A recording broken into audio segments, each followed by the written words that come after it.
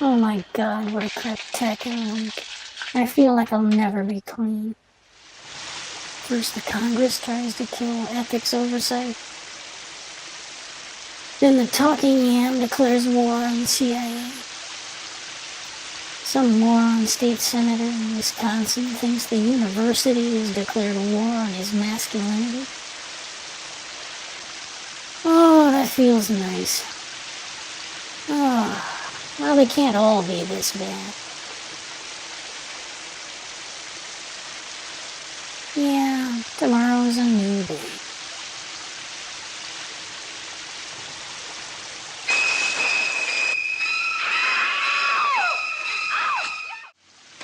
You could see there was blood coming out of her eyes, blood coming out of her wherever.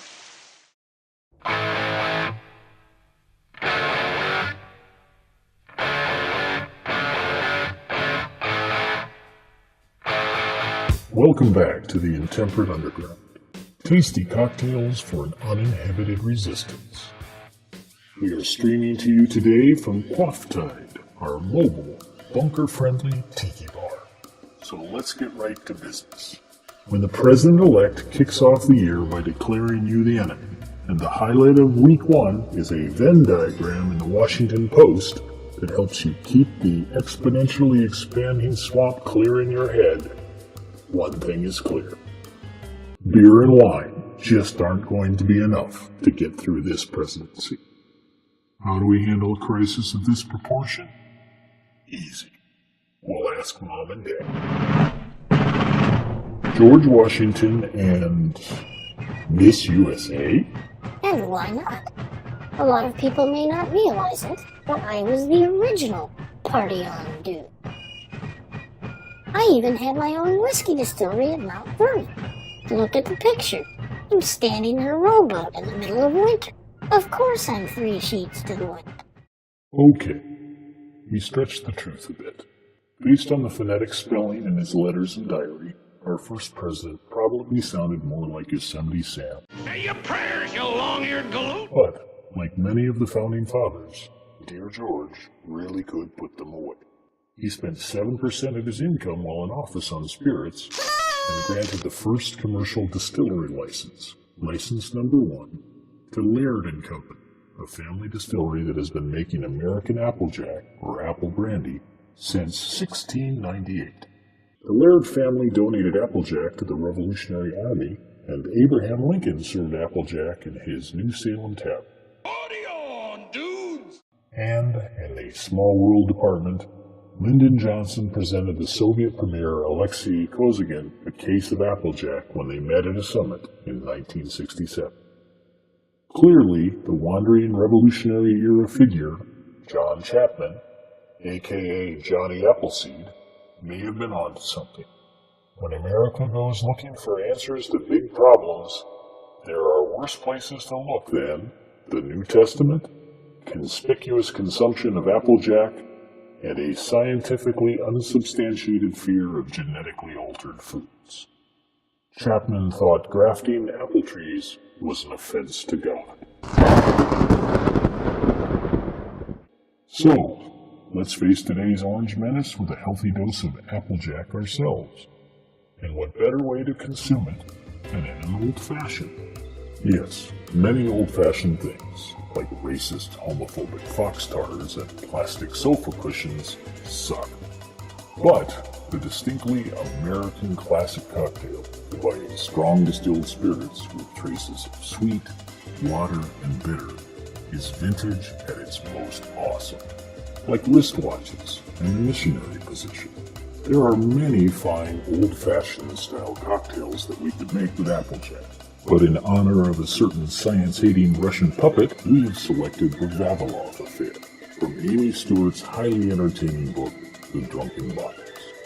Nikolai Vavilov was a brilliant Russian geneticist and botanist who committed his life to using science to end the old family, only to die of starvation in one of Stalin's gulags. Bogus. Agreed. So let's make our drink. For spirits, we have selected Laird's original 100 proof straight apple brandy, a Maker's Mark Kentucky bourbon, These two go together like red state kissing cousins. Shazam! Next is a mysterious, often overlooked ingredient. Today's secret ingredient is Big ice cubes. There is already a creepily large cocktail ice subculture on the internet, and we will try not to make it any larger than we have to. But good ice is important, and this link gives pretty good instructions.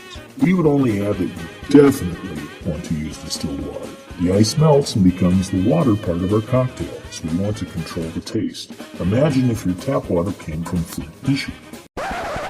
No, really, don't be a flaming orange orifice. Think about the situation with Flint's water supply, and then do something about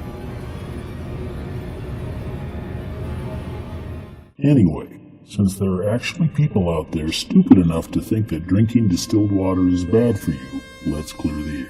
Your ice cubes will tend to be slightly acidic, for some of the same reasons we know climate change is real. But the acidity is very mild. You can prove this for yourself by throwing distilled water on climate science deniers. You cursed brat! Look what you've done! I'm melting! We wish, but no. We can take a cue from Madame Curie and stuff radioactive isotopes in their seat cushions. This will give them ass cancer.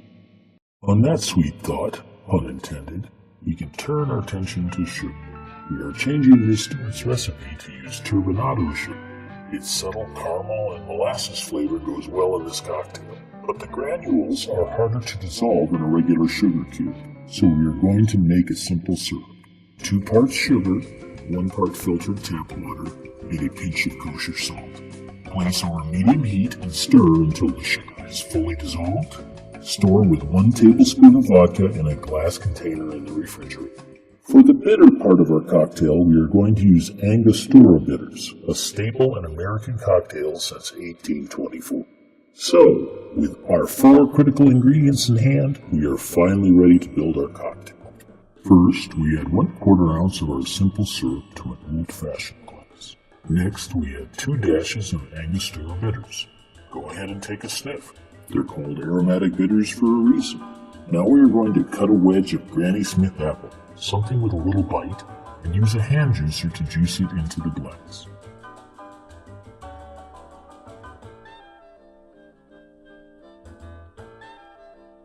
Swirl the glass to combine the liquids, then tilt the glass and coat the sides. Next, we add a nice big ice cube and slowly pour our spirits over it. We start with 3/4 ounce of Apple Brandy, then 3/4 ounce of Maker's Mark. We are not going to stir vigorously. We are just going to slide the back of a cocktail spoon against the glass and give a few gentle swirls.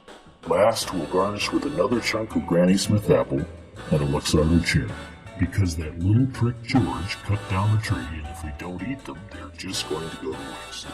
Like most good cocktails, this drink has a beginning, a middle, and an end. The first sip should be small and will be quite strong.